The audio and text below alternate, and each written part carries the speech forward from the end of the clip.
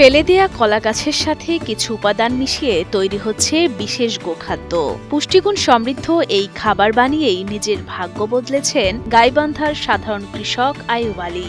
ভবিষ্যতে এই গোখাদ্য তৈরি করে 4 থেকে 5 লাখ টাকা আয়ের সম্ভাবনা দেখছেন তিনি। আমাদের প্রতি মাসে লাভ সম্ভাবনা হতে 4 থেকে 5 লাখ টাকা লাভ সম্ভাবনা হতে পারে যদি কলা গাছ আমরা সংগ্রহ করতে পারি। যদি কলা গাছ না থাকে তাহলে তো আমরা 4 থেকে 5 লাখ টাকা সংগ্রহ করতে পারবো না। যখন পরিশ্রম করবো এরকম টাকা আসবে আমাদের। গোখাদ্য বানাতে আইয়ুব আলী শুরুতেই সংগ্রহ করেন কলা গাছ।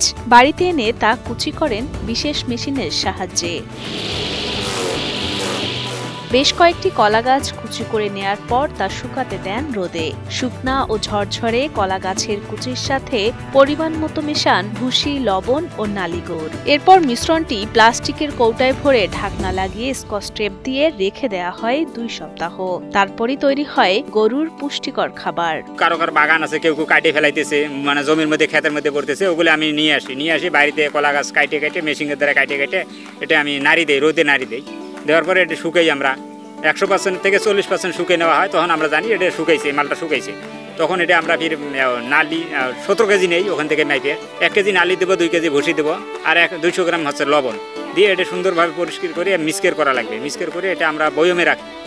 12 থেকে 14 দিন আমরা বয়মে জাত করে রাখার পরে এটা আবার 14 দিন যখন ডেট হয়ে গেল তখন আমরা ওই বয়মটা আবার খুলিয়ে রোদে আবার শুকাই। 50% যখন শুকাই হইবে তখন আমরা জানবো এই মালটা শুকাইছে। তখন এটা শুকিয়ে আমরা প্যাকেট করে রাখি দিই। যখন অর্ডার করে তখন আমরা মালটাই অর্ডারিকে দিয়ে দিই। গাইবান্ধার সুন্দরগঞ্জ উপজেলার কানিচুরি গ্রামের বাসিন্দা কৃষক আইয়ুব আলী। কৃষিকাজ করে কোনো রকমের সংসার চলত তার। তবে বেসরকারি উন্নয়ন সংস্থা থেকে প্রশিক্ষণ নেয়ার পর সেখান থেকে বিনামূল্যে কলা গাছ কাটার মেশিন পাওয়ার পর আর্থিক অবস্থার পরিবর্তন হয় তার। মাত্র 200 টাকা খরচ করে তিনি তৈরি করেন 10 কেজি খাবার। সম্পূর্ণ প্রক্রিয়া শেষে তা প্রতি কেজি বিক্রি করেন 350 টাকায়। প্রতি কেজিতে তার মুনাফা থাকে 150 টাকা।